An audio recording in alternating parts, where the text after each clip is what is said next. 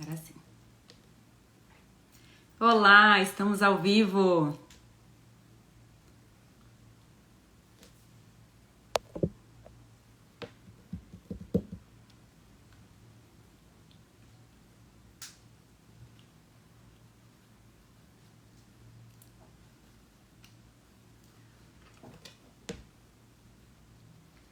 Olá. Vou esperar todo mundo entrar.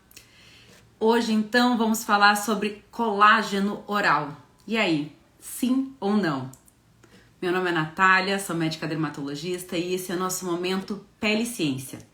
Aqui eu ajudo colegas dermatologistas e residentes em dermatologia a se destacarem profissionalmente, promovendo a saúde da pele de seus pacientes. Se você acha que é o seu caso, me acompanha por aqui que aqui você vai encontrar mais conteúdos como esse.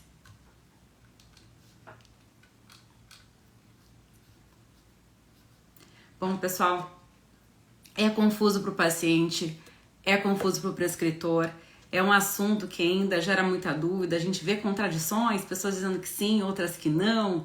E aí, colágeno oral, sim ou não? Vale prescrever? Vale suplementar? Olha, honestamente, essa foi uma pergunta que eu respondi nenhuma nem duas vezes dessa forma assim, olha, a gente ainda não tem muito estudo, carece de estudos, alguns pequenos estudos dizem que sim, outros que não, há uma certa pressão da indústria, a gente não sabe ainda, mal não faz. Essa foi a minha resposta por muito tempo. Mas será que hoje em dia, em 2023, será que a gente ainda carece de estudos?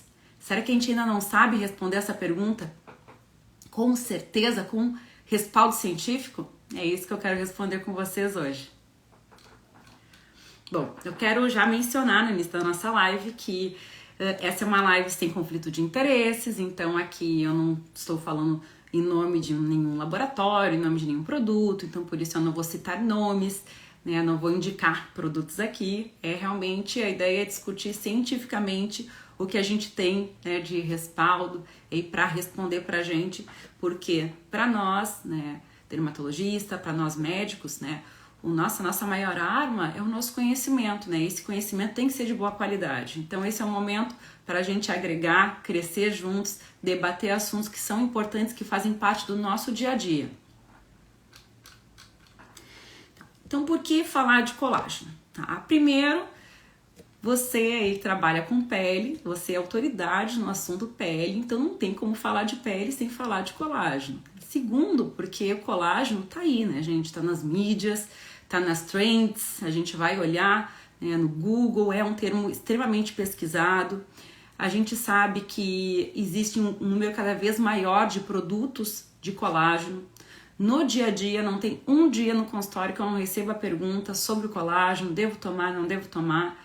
Então, para você que está começando a carreira ou que trabalha com cosmetria e busca se atualizar, essa é uma resposta que tem que estar na ponta da língua. Eu acho que hoje em dia já não cabe mais a gente ficar em cima do muro. A gente tem que se posicionar e se posicionar, né, de maneira com respaldo, né? Não no achômetro, não porque eu vi alguém dizendo, né? É realmente baseado em estudos e de boa qualidade. Oi, pessoal. Bom, então vamos falar um pouquinho do colágeno. O colágeno é a proteína estrutural mais importante da nossa pele. Representa 75% da matriz extracelular. Eu trouxe aqui uns dados para me guiar. Bom, a gente sabe que o colágeno ele está ligado à densidade, à espessura e elasticidade da pele. Então, é um elemento extremamente importante. A gente sabe que está ligado a questões estéticas da pele, a questão da flacidez, mas também muito ligada à questão da proteção da funcionalidade da pele. A gente vê, né, que com o decréscimo do colágeno da pele, a pele se torna frágil, às vezes é suscetível a lesões com mínimos traumas, as equimoses, né, que a gente vê nos pacientes idosos. Então, não é só uma questão de estética, de beleza da pele, mas também uma questão funcional. A gente sabe que o colágeno ele tem uma tendência a cair ao longo dos anos. Em torno dos 30 anos, essa queda do colágeno começa a ficar perceptível E existem alguns momentos da vida em que essa queda é mais acentuada. No caso das mulheres, cabe destacar, né, que pós-menopausa há um decréscimo importante na densidade do colágeno na pele. Então, realmente é importante, né, a gente falar, né, trazer esse assunto para esse padrão, né, esse tipo de paciente. Bom, lembrando que o colágeno, ele é feito, né, na nossa pele, é produzido constantemente pelo fibroblasto. Em outros tecidos, né, tem a participação dos osteoblastos, né, no caso dos ossos, e dos condroblastos, no caso de cartilagens, articulações. Por que há uma queda do colágeno ao longo dos anos? A gente sabe, né, que o colágeno está constantemente sendo produzido e sendo degradado. O que acontece é um balanço negativo na produção do colágeno. Então, a célula, o fibroblasto vai ficando hipoativo, vai ficando metabolicamente mais lento, e a produção ela não consegue suprir a degradação. E nesse balanço negativo começa a haver sinais, né, de flacidez. Então, né, é muito lógico, é muito natural a gente pensar assim, poxa, né, então do que adianta eu suprir, dar peptídeos de colágeno para uma célula que está hipoativa, que está funcionando menos? Será que faz sentido isso? Vamos responder juntos. Com relação ao suplemento do colágeno que eu quero elencar antes da gente entrar nos estudos científicos. Bom, a gente sabe que o colágeno hidrolisado oral, né, que é o que a gente vê comercialmente, ele é obtido, como o nome diz, da hidrólise do colágeno. O colágeno, hoje em dia nos produtos, ele é basicamente, ele vem proveniente de origem animal, sendo que a gente vê que o mais comum é de origem bovina e origem suína. Então, quando a gente vê o colágeno mencionado como verisol, a gente entende que esse colágeno ele foi de origem bovina, enquanto o colágeno dito peptan, ele é de origem suína. E são, né, os colágenos que são mais utilizados nos estudos, que tem essa patente verisol, essa patente peptan, e que é utilizado aí para guiar os estudos. Que mais? Antes, né, o colágeno ele não era comercializado dessa forma hidrolisada, né? O colágeno é uma proteína que, quando ela é quebrada, hidrolisada, ela é hidrolisada em peptídeos e dipeptídeos e tripeptídeos, então duplas e trios. E a gente sabe, né, que antes esse colágeno ele a gente tinha ele comercialmente na forma íntegra, só que daí a indústria substituiu pela forma hidrolisada, porque dessa forma, né, a absorção ela se torna maior, né? Então ele não precisa passar pela hidrólise no estômago, então acaba que há uma maior biodisponibilidade do colágeno. Então hoje em dia nas formas farmacêuticas que a gente encontra aí, a grande maioria é na forma hidrolisada, né? Esses dois nomes que eu mencionei de verisol e peptan. E a gente sabe, os estudos mostram, até tem um estudo que eu lembro que eu resgatei, que eu tinha visto a primeira vez num congresso muitos anos atrás, acho que mais de 5 anos atrás, mostrando o peptídeo de colágeno pós-ingerido, né? Ele foi radiomarcado e iluminava lá na pele. Os estudos mostram que, apesar dos peptídeos de colágeno eles terem, né, deposição em vários órgãos, após a ingestão, ele é majoritariamente presente na pele após a ingestão. Então, com relação a isso, nós já temos essa informação. Bom, e o que dizem os estudos mais recentes? Então eu fui atrás, né, de estudos com uma evidência, um grau de evidência bom, para responder essa pergunta para a gente. Eu trouxe aqui alguns estudos menores para começar nossa conversa, que é um estudo de 2019 feito por um grupo da Universidade da Califórnia, nos Estados Unidos, que é uma revisão, tá? Uma revisão sistemática, onde foram incluídos 8 estudos duplos cegos e nesses estudos foram incluídos diversos desfechos, como envelhecimento da pele, xerose e úlceras de pressão. E o desfecho nesses 8 estudos foi favorável ao uso do colágeno, de maneira unânime. Depois tem um outro estudo de 2019, de um grupo da Pensilvânia, também nos Estados Unidos, também uma revisão, né, e que também incluíram diversos estudos e também encontrou de maneira unânime efeito positivo ao uso do colágeno. Mas esse grupo um pouco mais pé no chão até conclui, assim, comenta na sua discussão, que apesar de terem encontrado resposta positiva ao uso do colágeno, eles comentaram que ainda carece de estudos, né, que a gente ainda tem que ter uma padronização desse tipo de estudos, né, porque alguns foram usados colágeno pectin, outros colágeno versol em dosagens diferentes, e até alguns estudos também incluindo estudos que foram feitos em animais, então assim que não daria para extrapolar para humanos. Então assim, fazendo esse comentário de que a gente ainda tem que ter muita cautela. Concordo? E vamos adiante. Aí, pessoal, assim, uma grata surpresa, e por isso que assim eu brilhei de fazer essa live com vocês, foi um estudo de 2021, final de 2021, então a gente tem aí um pouco mais de um ano desse estudo, que foi publicado no International Journal of Dermatology, que foi feito por um grupo brasileiro do Rio Grande do Sul, orgulho aí, né? E no caso do estudo trata-se de uma meta-análise. Então, lembrando que na pirâmide, né, de grau de evidência dos estudos, a meta-análise está no topo. É uma meta-análise muito bem conduzida, um estudo que vale a pena, inclusive me coloco à disposição aqui para compartilhar esses estudos a quem quiser. Depois a live vai ficar salva aqui no nosso feed, e depois quem quiser deixa um comentário que eu posso mandar esses estudos, tá? E essa meta-análise incluiu 19 estudos, tá? 19 estudos. Esses estudos totalizaram 1.125 participantes, né, de idade de 20 a 70 anos. E nesses estudos, né, eles foram, é uma meta-análise, tem que ser pareado o desfecho, né, os desfechos foram rugas, hidratação, elasticidade e firmeza da pele. E desses estudos, né, a meta-análise ela concluiu que na análise de grupos, né, todos os resultados foram favoráveis à suplementação do colágeno hidrolisado em comparação ao placebo. E quando foi feita a meta-análise de subgrupo, também os achados de hidratação e elasticidade foram positivos.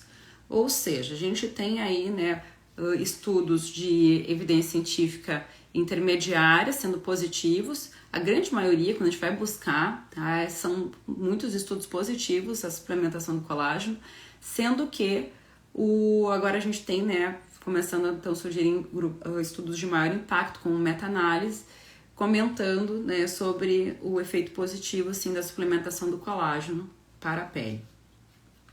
Esse estudo, ele até já tem, essa meta-análise, ela já tem diversas citações, quando você vai colocar ele nos bancos, né, de busca de artigos, ela já está muito citada, e esse estudo ele foi mencionado na Jornada Parisiense de Dermatologia, que é um dos eventos científicos, né, da jornada, né, do circuito dermatológico da França de maior impacto. Então, assim, realmente, né, parabéns aí ao nosso grupo de brasileiros que estudam, que estão trazendo essas informações de maneira mais sólida. Bom, e com relação à suplementação do colágeno, eu trouxe aquela questão de, olha, mas a célula está hipoativa, qual o sentido de fazer a suplementação do colágeno? Ela vai conseguir responder? A teoria mais aceita é que esses peptídeos, quando eles se tornam mais biodisponíveis na pele, há realmente um estímulo no metabolismo desses fibroblastos mais hipoativos. Então, além disso, né, há um fenômeno de migração e proliferação de fibroblastos. Olha que interessante. Então, seria com uma maior biodisponibilidade de biopeptídeos de colágeno, aumentaria então essa atividade fibroblástica. E além disso, né, também há uma maior atividade na produção de ácido hialurônico, também que é um forte contribuinte aí para a funcionalidade e estrutura da pele. Então, ambos, né, parecem ter aumento na sua produção após a administração de colágeno. A taxa de produção, que eu ainda levanto como algo variável, né, ainda é um número incerto, então assim, quanto que aumenta da produção de colágeno? Essa ainda é um número que a gente não tem resposta. Então, quando os pacientes perguntam para a gente, perguntam muito assim do vale a pena, né? Então, vale a pena é uma pergunta muito ampla, né? Vale a pena depende de vários fatores.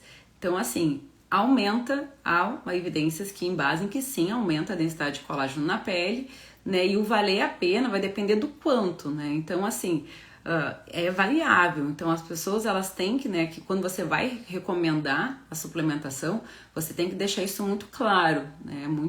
Tem que ser muito honesto em dizer que essa resposta pode ser variável, apesar dos estudos mostrarem que sim, há benefício. Lembrando que os estudos, né, eles são de média de duração de mais ou menos 12 semanas, 12 a 16 semanas, então 3 meses, 4 meses, né? Para além disso, a gente ainda não tem muito bem estabelecido se ainda permanece o benefício da suplementação do colágeno. Bom, é lógico, né? Muitas de vocês que trabalham com dermatologia, com procedimentos, com cosmetria, devem estar dizendo assim, nossa, mas, né, faz muito mais sentido fazer um tratamento tópico que aumenta a densidade de colágeno, fazer procedimentos como os bioestimuladores de colágeno, os lasers, enfim, a gente tem uma gama, um ferramental enorme de opções para aumento da produção do colágeno na pele. Sim, isso é verdade, né? A gente sabe que a gente tem sentido, né, não só abrir mão dos procedimentos, mas a associação. Na minha opinião, o que vale a pena é colocar a questão da associação para os nossos pacientes. Isso seria o ideal, né? Claro que todo tratamento ele deve ser individualizado, né? Não só com relação ao colágeno, mas com relação a qualquer outro tratamento, né? Os guias, né, os guidelines, eles estão para nos orientar, não para ser algo absoluto. Então, assim, tudo deve ser individualizado. O bioestimulador, hoje em dia, ele performa muito bem para fazer a questão do colágeno, mas a gente tem que lembrar, né, lembrar para nós e para os pacientes que o bioestimulador de colágeno ele atua localmente. Então, eu acredito que quando a gente vai falar num contexto geral de flacidez, a suplementação oral me parece muito interessante. E eu queria trazer algo que até eu comentei na live passada sobre veganos e vegetarianos, né, que, bom, a gente sabe que o colágeno, como eu comentei, ele é de origem animal, né, então bovina e suína na nossa maior parte.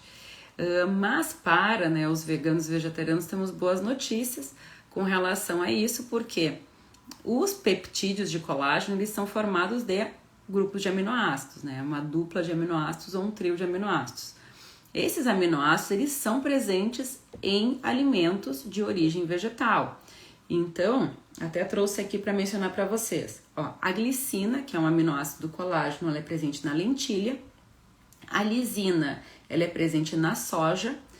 A prolina, a arginina e a trionina são presentes em nozes. Então, a gente vê algumas vezes alguns produtos que não são colágeno hidrolisado, mas são produtos que são posicionados como pró-colágeno ou aminoácidos de colágeno e são provavelmente produtos à base desses aminoácidos.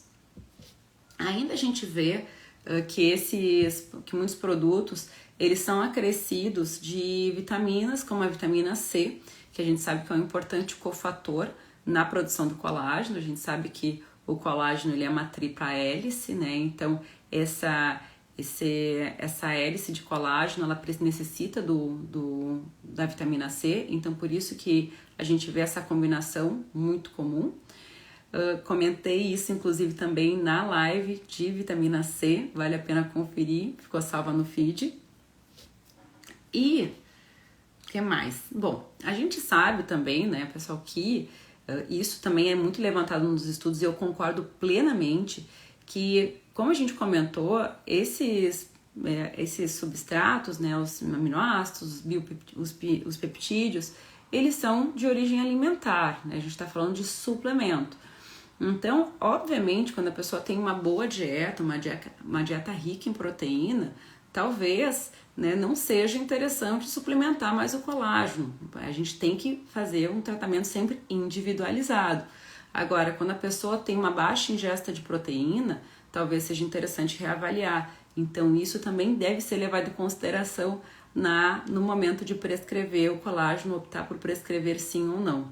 Eu acho que todas essas informações que vão entrar na resposta do vale a pena suplementar ou não, ou vale a pena tomar ou não.